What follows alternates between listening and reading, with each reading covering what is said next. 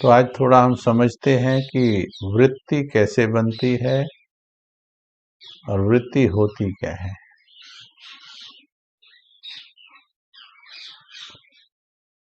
हम सभी ये महसूस करते ही हैं कि हमारे अंदर निरंतर संकल्प चल रहे होते हैं,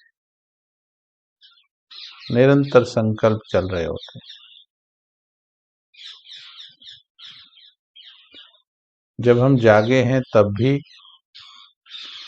जब नहीं जागे हैं तब भी सूक्ष्म संकल्प चल रहे होते हैं, स्वप्नों के रूप में चल रहे होते हैं। जब स्वप्न नहीं भी होते हैं तब भी बहुत सूक्ष्म आत्मा की एक्टिविटी तब भी चल रही होती है, पर वो चेतना को पता नहीं होती।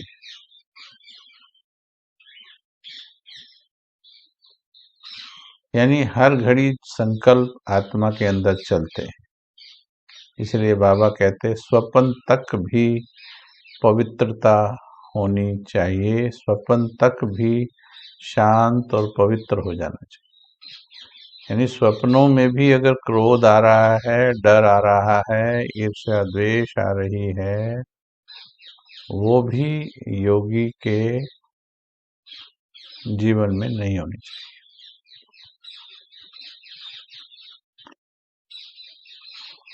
तो जो संकल्प पैदा हो रहे हैं, हर एक संकल्प का एक प्रभाव होता है और वो प्रभाव एक वृत्त बनकर, वृत्त माना सर्कल, एक वृत्त बनकर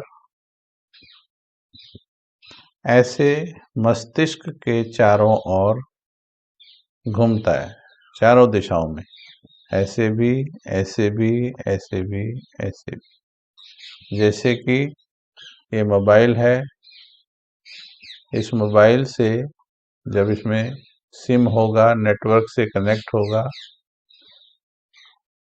यानी जब इसमें आत्मा होगी, जागृत होगी, चैतन्य आत्मा विराजमान होगी, इसमें सिम होगा, तो ये वाइब्रेशंस ऐसे इसके अंदर, इसके चारों तरफ फैलते रहेंगे। हाँ, वो डिपेंड करता है नेटवर्क कमजोर है या पावरफुल है, दूर तक जाएगी, नजदीक तक, वो अगला फैक्टर है। पर हर घड़ी उसके चारों तरफ एक वृत्त पैदा होगा, संकल्प से वृत्त। और जब ये वृत्त, एक ही प्रकार के संकल्प जब थोड़े समय तक हम पैदा करते रहते हैं, अगर कोई चीज हमारी नजरों में आई, देखी, नजर हट गई, संकल्प नहीं चला, तो उससे वृत्त पैदा नहीं होंगे। आया गया, मिट गया, डिलीट हो गया, ठीक है, अंदर चला गया, वो कॉन्शियस चेतना में प्रभाव नहीं डाल पाया। लेकिन एक ही बात, कोई चीज हमने ध्यान से आंखें खोलकर, कान खोलकर सुन ली, उसको एक्सेप्ट कर लिया अंदर, अभी वो बात एक सेकंड में गायब नहीं होगी, अब वो अंदर चल रही है, तो एक वृत्त पर खत्म नहीं होगी, अब वो वृत्त पर वृत्त, वृत्त पर वृत्त बनाएंगे 5 मिनट 7 मिनट।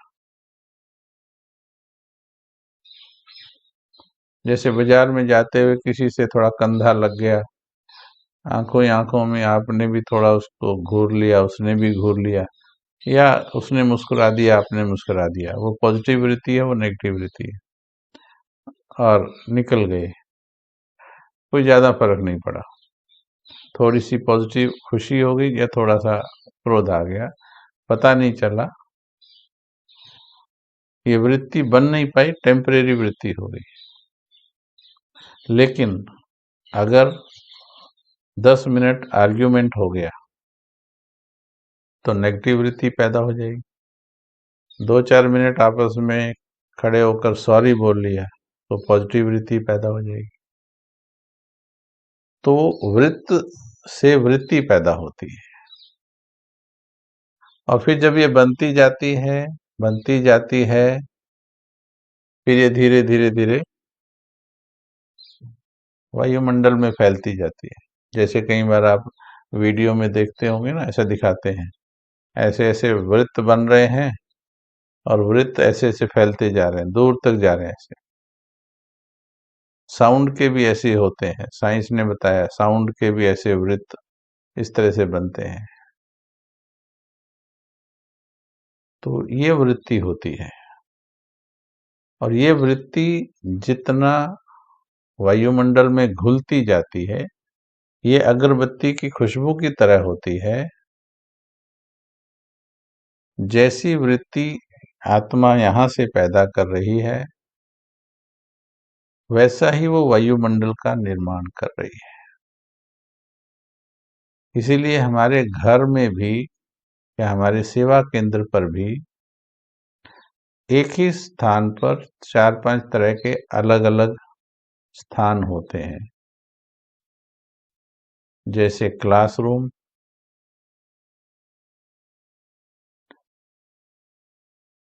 डाइनिंग रूम, बाबा का कमरा,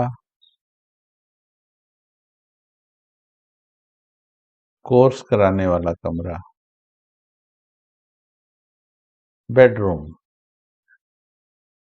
अब आप देखेंगे, अगर मन से भी घूम के आएंगे तो सभी में आपको एक वायुमंडल का अंतर महसूस होगा, सिर्फ नाम लेते ही। बाबा का रूम और डाइनिंग रूम दोनों का एक जैसा फील नहीं है। आत्मा ये कैच कर सकती है, तो आप कहेंगे हाँ ये अलग अलग है।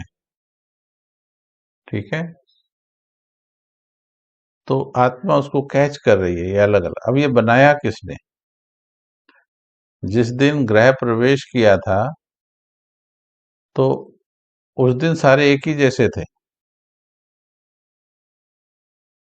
बाद में वायुमंडल बनाया हमने, वस्तुएं रखकर, फिर उसमें बैठकर योग करके, फिर अलग अलग जगह का वायुमंडल बना। जब मकान बन रहा होता है तो कहीं भी घूमिए आप, एक ही जैसा लगता है, वाइब्रेशंस। तो समझ में आया कैसे वाइब्रेशंस बनते हैं? तो जिस स्थान पर आप बैठे हो, जैसे पहले एक ही कमरे के अंदर होता था, छोटे कमरे थे, एक ही कमरे में फैमिली रह रही है, उसी कमरे में माताएं कॉर्नर में ऐसे एक शेल्फ बनाकर मूर्ति रख देती थी, और एक नीचे छोटा सा मैट बिछा देती थी, आसन बिछा देती थी। उसी कमरे में उस कोने में चप्पल उतार कर जाते थे, वहां देवी की फोटो लगी है, या वहां वृत्ति अलग थी, उसी कोने में, उसी कमरे में, बेड भी उसी में है और उसी के अंदर वो है, फिर भी वृत्ति के अंदर परिवर्तन आ जाता है। अब इस वृत्ति को हमें समझना है और अपनी वृत्ति को चेक करना है कि मेरी निरंतर वृत्ति कैसी रहती है, और आने वाले समय के लिए वृत्ति कैसी चाहिए। देवताओं की वृत्ति कैसी होगी? बाप दादा जब आते हैं तो बाप दादा की वृत्ति कैसी होती है?